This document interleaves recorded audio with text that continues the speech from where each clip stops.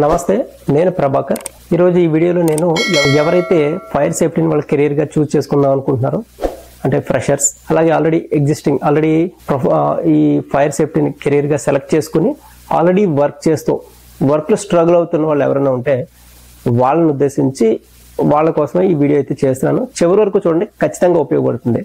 ఈ వీడియోలో నేను మ్యాక్సిమం బేసిక్స్ మొత్తం కవర్ చేయడానికి అయితే ట్రై చేస్తున్నా. ఏమైనా మిస్ అయినా నేను కంటిన్యూషన్గా నెక్స్ట్ ఇంకో వీడియో తీసి నేను మొత్తం ఆ టాపిక్ కూడా కవర్ చేస్తాను. కానీ ఫస్ట్ ఇంటర్వ్యూ క్రాక్ చేయడానికి ఈ వీడియో అయితే ఖచ్చితంగా ఉపయోగపడుతుంది.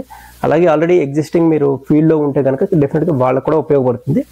టాపిక్లోకి వెళ్తే ఇప్పుడు నేను చెప్పే ఈ 3 వర్డ్స్ గుర్తుపెట్టుకోండి. దీన్ని బేస్ చేసుకుని నేను 4 టాపిక్స్ అయితే కవర్ చేస్తాను. Oxygen, fuel and heat. గుర్తుపెట్టుకోండి. ఫస్ట్ పాయింట్ ఏంటంటే, what is fire? Fire is a result of a chemical reaction involving oxygen, fuel and heat. Oxygen, fuel, heat కలిసేప్పుడు వచ్చే రిజల్టే ఫైర్ అంటే. అలాగే ఫైర్ ట్రయాంగిల్ అంటే ఏంటి అంటే, ఈ ఆక్సిజన్, ఫ్యూయల్, హీట్ ఈ 3 కలిస్తేనే ఫైర్ ట్రయాంగిల్. గత కొన్ని సంవత్సరాలుగా ఎలాంటి ఇంటర్వ్యూకి వెళ్ళినా ఫ్రెషర్స్ని కానీ ఎవరైనా ఫైర్ సేఫ్టీ రిలేటెడ్గా ఇంటర్వ్యూస్కి వెళ్తే వాళ్ళని ఎవరు కూడా ఫైర్ ట్రయాంగిల్ గురించి అడగట్లేదు, ఫైర్ టెట్రాహెడ్రన్ గురించి అడుగుతున్నారు. అసలు ఏంటి ఫైర్ టెట్రాహెడ్రన్ అంటే, ఈ ఆక్సిజన్, ఫ్యూయల్, హీట్ కలిసినప్పుడు వచ్చే రిజల్టే ఫైర్. అలాగే ఈ ఆక్సిజన్, ఫ్యూయల్, హీట్ కలిసినప్పుడు జరిగే కెమికల్ రియాక్షన్నే ఫైర్ టెట్రాహెడ్రన్ అంటారు. సో తర్వాత ఫైర్ ఎక్స్టింగ్విష్ మెథడ్ అంటే ఏంటి అంటే, ఈ ఫైర్ ఎక్స్టింగ్విష్ మెథడ్ అంటే ఏవొస్తాయి అంటే, కూలింగ్, బ్లాంకెటింగ్ అండ్ స్టార్వేషన్. ఏంటి కూలింగ్, బ్లాంకెటింగ్, స్టార్వేషన్ అంటే, ఫైర్ని కంట్రోల్ చేసినప్పుడు ఈ 3 పద్ధతుల్లోనే ఫైర్ అనేది కంట్రోల్ అవుతుంది. ఇప్పుడు ఈ కూలింగ్ ప్రాసెస్ ఏంటి అంటే, ఎప్పుడైనా సరే మనం ఫైర్ని కంట్రోల్ చేయడానికి వాటర్ కానీ మెకానికల్ ఫోమ్ కానీ యూజ్ చేసినప్పుడు అక్కడ హీట్ అనే ఎలిమెంట్ రిమూవ్ అవుతుంది. దీన్నే కూలింగ్ ప్రాసెస్ అంటారు, కూలింగ్ మెథడ్ అంటారు. అలాగే కార్బన్ డైఆక్సైడ్ కానీ అలాగే డ్రై కెమికల్ పౌడర్ యూజ్ చేసి ఫైర్ ఎక్స్టింగ్విష్ చేసినప్పుడు అక్కడ జరిగే ప్రాసెస్ ఏంటంటే బ్లాంకెటింగ్ ఆర్ స్మూతరింగ్ ప్రాసెస్. అంటే అక్కడ ఆక్సిజన్ అవి కట్ ఆఫ్ చేస్తాయి. అలాగే ఈ స్టార్వేషన్ అనే పద్ధతిలో ఫైర్ని ఎక్స్టింగ్విష్ చేయాలి అంటే, అది మేజర్ ఫైర్స్ అయినప్పుడు, అంటే లైక్ ఫారెస్ట్ ఫైర్స్ అయినప్పుడు ఈ పద్ధతిని ఉపయోగించి మనకి ఫైర్ని కంట్రోల్ చేస్తారు. ఈ స్టార్వేషన్ అంటే ఏంటంటే, ఈ ఫైర్ ఒకదానికొకటి అంటుకుంటూ స్ప్రెడ్ అవుతూ ఉంటుంది. అలాంటప్పుడు ఈ కనెక్షన్ని రిమూవ్ చేయడమే స్టార్వేషన్. అంటే ఇప్పుడు 2 కర్రలు ఉన్నాయి, 2 కర్రలు ఒకదానికి ఒకటి అంటుకున్నాయి, ఇది కాలుతోంది, నెక్స్ట్ ఇది కాలుతుంది. సో నేనేం చేస్తానంటే, దీన్ని ఆల్రెడీ ఇక్కడ టచ్ అయి ఉన్నదాన్ని దూరం చేస్తాను. సో ఆటోమేటిక్గా ఈ కాలుతున్న కట్టి కాలిపోయి ఆటోమేటిక్గా ఫైర్ అక్కడే ఆగిపోతుంది. దీన్ని స్టార్వేషన్ అంటారు. నెక్స్ట్ ఏంటంటే classifications of fire. IS 15683 2018 code ఏం చెప్తుందంటే, ఫైర్ క్లాసిఫైడ్ ఇంటూ 5 టైప్స్. ఎందుకు 5 టైప్స్గా డివైడ్ చేయాలి అంటే, దీనికోసం నేను ఒక సెపరేట్ వీడియో ఒకటి చేశాను, నా ఛానల్లో ఉంది, మీరు చూడొచ్చు, క్లాసిఫికేషన్స్ ఆఫ్ ఫైర్ అని. సో ఏంటా క్లాసిఫికేషన్స్ అంటే, class A solids like wood, paper, plastic ఇలాంటి general combustible material. Class B వచ్చేసరికి liquids, petrol, kerosene, diesel, solvents లాంటి ఫ్లేమబుల్ లిక్విడ్స్. క్లాస్ సి వచ్చేసరికి గ్యాసెస్ అంటే flammable gases like methane, propane, LPG etcetera. అలాగే class D వచ్చేసరికి metals, sodium, magnesium, potassium, carbon లాంటి flammable metals. అలాగే class F వచ్చేసరికి fatty cooking oils. ఇలాగ ఫైర్ని 5 టైప్స్గా క్లాసిఫై చేశారు. అలాగే క్లాసిఫికేషన్స్గా డివైడ్ చేసిన ప్రతి ఫైర్కి దానికి సూటబుల్ ఫైర్ ఎక్స్టింగ్విషర్ రికమెండ్ చేశారు. ఏ సాలిడ్ ఫైర్స్ మీదకి water type fire extinguisher use చేయొచ్చు. క్లాస్ బి వచ్చేసరికి లిక్విడ్ ఫైర్స్ మీదకి మెకానికల్ ఫోమ్ అలాగే ABC or powder type extinguisher use చేయొచ్చు. అలాగే క్లాస్ సి గ్యాసెస్ మీదకి carbon dioxide and ABC powder type extinguisher use చేయొచ్చు. Class D వచ్చేసరికి ప్యూర్లీ మెటల్స్, అది ప్యూర్లీ ABC మాత్రమే యూజ్ చేయాలి. ఎందుకంటే కొన్ని మెటల్స్ మాయిశ్చర్ తగిలితే ఆటోమేటిక్గా అక్కడ ఎక్స్ప్లోజన్ జరిగే కెమికల్ రియాక్షన్ జరిగే ఛాన్సెస్ ఉంటాయి. కాబట్టి దానికి ABC డ్రై కెమికల్ పౌడర్ని మాత్రమే యూజ్ చేయాలని రికమెండ్ చేశారు. ఇక క్లాస్ ఎఫ్కి వచ్చేసరికి దీనికి ABC ఫైర్ ఎక్స్టింగ్విషర్ అంటే powder type fire extinguisher use చేయొచ్చు. అలాగే దీనికోసం స్పెషల్గా వెట్ కెమికల్ అనే ఫైర్ ఎక్స్టింగ్విషర్ ఉంది, దాన్ని యూజ్ చేసి ఫైర్ని ఎక్స్టింగ్విష్ చేయొచ్చు. ఇలాగా క్లాసిఫికేషన్ గా ఫైర్ ని డివైడ్ చేశారు. అలాగే దానికి సూటబుల్ ఫైర్ ఎక్స్టింగ్విషర్స్ ఇచ్చారు. ప్రతి ఎక్స్టింగ్విషర్ కి separate colour coding.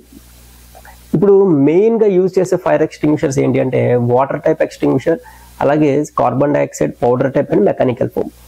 Water type extinguisher colour coding వచ్చేసరికి రెడ్. రెడ్ అంటే ఇది నార్మల్ రెడ్ కాదు, దీన్ని పోస్టల్ రెడ్ అంటారు లేదా సిగ్నల్ రెడ్ అంటారు. Powder type extinguisher colour coding వచ్చేసరికి బ్లూ. అలాగే mechanical foam fire extinguisher colour coding cream, అలాగే carbon dioxide fire extinguisher colour coding black. ఇలాగా క్లాసిఫికేషన్స్, దానికి సూటబుల్ ఫైర్ ఎక్స్టింగ్విషర్, దానికి కలర్ కోడింగ్స్ ఇవి ఖచ్చితంగా తెలియాలి. అలాగే క్లాసిఫికేషన్ ఫైర్స్తో పాటు టైప్స్ ఆఫ్ ఫైర్ కూడా తెలిస్తే చాలా మంచిది, ఎందుకంటే ఇది non regular subject. Types of fire explosions అంటారు. ఎగ్జాంపుల్గా దానికి ఏంటి అంటే jet fire, flash fire, mass fire, fire balls, అలాగే డస్ట్ ఫైర్, ఇలాగా ఇవి 6 టైప్స్గా డివైడ్ చేసి ఉంటాయి.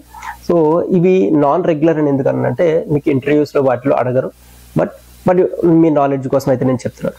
అలాగే ముఖ్యంగా తెలియాల్సిన ఇంకొక పాయింట్ ఏంటి అంటే ఎక్స్టింగ్విషర్ ఎలా ఆపరేట్ చేయాలి. సో ఫైర్ ఎక్స్టింగ్విష్ చేయడానికి ఒక మెథడ్ ఉంది, దాన్ని పాస్ సిస్టమ్ అంటారు. PASS, pull the pin, aim the source, squeeze the lever, sweep side by side. ఏంటంటే ఇది ప్రతి ఎక్స్టింగ్విషర్కి దానికి ఒక పిన్ ఉంటుంది. ఫస్ట్ ఎక్స్టింగ్విషర్ ఆపరేట్ చేయాలంటే ఫస్ట్ పిన్ తీయాలి, తర్వాత basement aim the source of the base, ఎక్కడైతే సోర్స్ స్టార్ట్ అవుతుందో ఆ బేస్ మీద మనం టార్గెట్ చేసి బేస్ మీద ఫైర్ ఫైట్ చేయాలి. ఎందుకంటే ఫ్లేమ్ పైకి బాగా స్ప్రెడ్ అయినా మనం పైన ఎక్కడ కొట్టినా ఫైర్ అనేది కంట్రోల్ కాదు. అలాగే దానికి లివర్ ఉంటుంది, స్క్వీజ్, దాన్ని ప్రెస్ చేసినప్పుడు ఆటోమేటిక్గా ఎక్స్టింగ్విషర్ ఏదైతే ఉంటుందో మీడియా బయటకు వస్తుంది. అలాగే ఆ హోజ్ని సైడ్ బై సైడ్ స్వీప్ చేస్తూ ఉండాలి, ఎందుకంటే ఫైర్ ఎటు పడితే స్ప్రెడ్ అవుతుంది కాబట్టి అక్కడ ఈజీగా ఫైర్ని ఎక్స్టింగ్విష్ చేస్తుంది. అలాగే ఇప్పటివరకు ఈ చెప్పింది క్లాసిఫికేషన్స్ ఆఫ్ ఫైర్ థియరిటికల్గా ఉంటుంది. మనకి నెక్స్ట్ తెలియాల్సింది ఏంటంటే ఎక్విప్మెంట్స్ ఏమున్నాయి అనేది. ఒక మేజర్గా తెలియాల్సిన ఎక్విప్మెంట్స్ గురించి అయితే నేను ఇప్పుడు చెప్తాను. సో అందులో ఫస్ట్ ఏంటంటే ఫైర్ అలారం సిస్టమ్. ఈ ఫైర్ అలారం సిస్టమ్ 2 టైప్స్ ఉంటుంది, ఒకటి కన్వెన్షనల్ అండ్ అడ్రస్బుల్. ఈ కన్వెన్షనల్ అలారం సిస్టమ్ దగ్గర ఏంటంటే ఒక అప్రాక్సిమేట్గా ఒక 10 డివైజెస్ని ఒక జోన్గా డివైడ్ చేస్తారు. సో మనకి ఇన్ కేస్ ఏదైనా ఎమర్జెన్సీ వచ్చినప్పుడు ఏదైనా డివైస్ యాక్టివేట్ అయితే మనం ఈ 10 డివైజెస్లో ఏ డివైస్ యాక్టివేట్ అయింది, అది ఏ లొకేషన్లో ఉందో మనం ఫిజికల్గా వెళ్ళి చెక్ చేసుకున్న తర్వాత దాన్ని మనకి ఐడెంటిఫై అవుతుంది. దానివల్ల వచ్చే లాస్ ఏంటి అంటే టైం డిలే.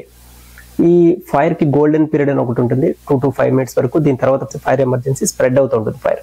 కాబట్టి ఏంటంటే విత్ ఇన్ ద టైం మనం ఈ కన్వెన్షనల్ ప్యానల్ ద్వారా అంత ఈజీగా అడ్రస్ చేయడం చాలా కష్టం అవుతుంది. అదే అడ్రసబుల్ ఫైర్ అలారం సిస్టమ్ దగ్గరికి వచ్చేసరికి ఇది కంప్లీట్గా ప్రతి డివైస్కి, ఫిక్స్ చేసిన ప్రతి డివైస్కి దానికి అడ్రస్ కరెక్ట్గా ప్రాపర్గా ఇచ్చేస్తారు. ఆ అడ్రస్ ఏంటంటే మనకి ఇన్ కేసు ఏ లొకేషన్లో ఈవెన్ ఒక అలా డిటెక్టర్ యాక్టివేట్ అయిన alarm MCP manual call point ఎవరైనా యాక్టివేట్ చేసినా కూడా ఆటోమేటిక్గా మనకి ఎగ్జాక్ట్ లొకేషన్ తెలుస్తుంది. దానివల్ల వచ్చే బెనిఫిట్ ఏంటంటే మనం స్ట్రైట్ అవే అదే లొకేషన్కి immediate with in the time మనం అక్కడికి రీచ్ అవుతాం, ఏదైనా ఇష్యూ ఉన్నా దాన్ని అడ్రస్ చేయగలుగుతాం. సో దానివల్ల ఫైర్ యాక్సిడెంట్స్ కానీ అవ్వకుండా ఉండడానికి అయినా త్వరగా కంట్రోల్ చేయడానికి అయితే ఛాన్సెస్ ఉంటాయి. సో ఇది బెనిఫిట్ ఏంటంటే అడ్రసబుల్ ఫైర్ అలారం ప్యానల్ కంప్లీట్గా ఇది వెరీ యూజ్ఫుల్ అనేది నా పర్సనల్ ఎక్స్పీరియన్స్ ద్వారా మీకు చెప్తున్నా. అలాగే నెక్స్ట్ చెప్పే టాపిక్ ఏంటంటే ఫైర్ పంప్స్ గురించి చెప్తున్నా. మనకి based on height of the building ఇక్కడ 2 type ఆఫ్ ఫైర్ పంప్స్ అనేది ప్రొవైడ్ చేస్తారు ఎన్బిసి గైడ్ లైన్స్ ప్రకారం.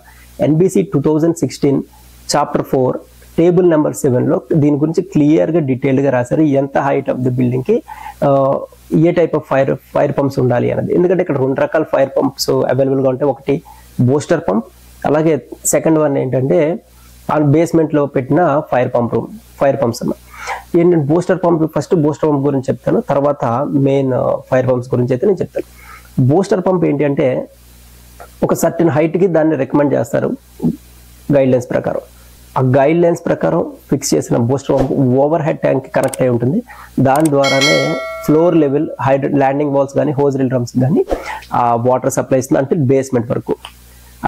అలాగే బేస్మెంట్లో ఫైర్ పంప్స్ కనుక ప్రొవైడ్ చేస్తే అవి దాని ఫంక్షనింగ్ ఎలా ఉంటుందంటే అందులో 2 type ఆఫ్ డిజైన్స్ ఉంటాయి, అంటే 2 రకాల డిజైన్లు ఉన్న బేస్మెంట్ ఫైర్ పంప్స్ ఉంటాయి. అది ఒకటి పాజిటివ్ సెక్షన్ అండ్ ఇంకొకటి negative section. So first negative section గురించి చెప్తాను. ఏదైతే పంప్స్ ఉంటాయి దాని సక్షన్ లైన్ కన్నా కిందకి అండర్ గ్రౌండ్ వాటర్ సంప్ ఉంటుంది, ఇది నెగిటివ్ సెక్షన్. అదే పాజిటివ్ సెక్షన్కి వచ్చేసరికి సక్షన్ లైన్కి ఈక్వల్ అండ్ ఎబో అంటే పైకి ఉంటుంది వాటర్ సంపు.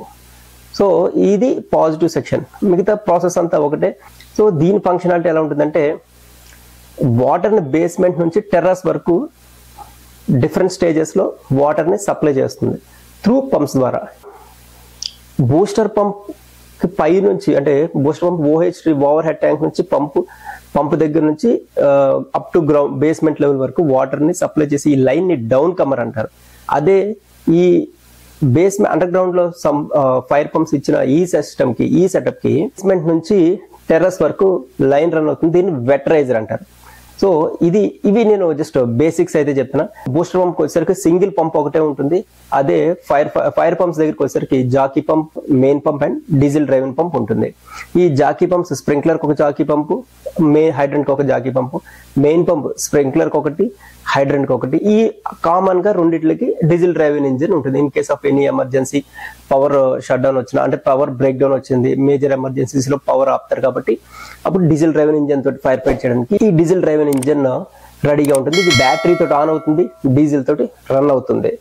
అండ్ మెయిన్ ఇంకొక జాకీ పంప్స్ స్ప్రింక్లర్ కైనా మీకు హైడ్రెంట్ కైనా జాకీ పంప్ నేచర్ ఏంటంటే ఓన్లీ ప్రెషర్ బిల్డప్ చేయడానికి, అంతేగాని దాంతో ఫైర్ ఫైట్ చేయడానికి కాదు. Electrical pump main pump and diesel driven engine తోటే ఫైర్ ఫైటింగ్ అన్నది చేయడానికి ఛాన్స్ ఉంటుంది. ఇంటర్వ్యూకి వెళ్ళాలి అనుకున్న ఒక ఫ్రెషర్కి ఏం తెలిస్తే వాడు ఇంటర్వ్యూని సక్సెస్ఫుల్గా వాళ్ళు క్రాక్ చేయగలుగుతారు అన్నది ఆ కాన్సెప్ట్ మీద ఇలా బేసిక్స్ అయితే చెప్పడం అయితే జరిగింది. ఈ వీడియో మీద మీరు నాకు ఏమైనా సజెషన్స్ చెప్పాలన్నా, ఇన్పుట్స్ ఇవ్వాలన్నా స్క్రీన్ మీద కనబడిన వాట్సాప్ నెంబర్కి వాట్సాప్ చేయండి, ఈమెయిల్ ఐడికి మెయిల్ చేయండి. ఖచ్చితంగా నేను రెస్పాండ్ అవుతాను. Thank you. జై హింద్.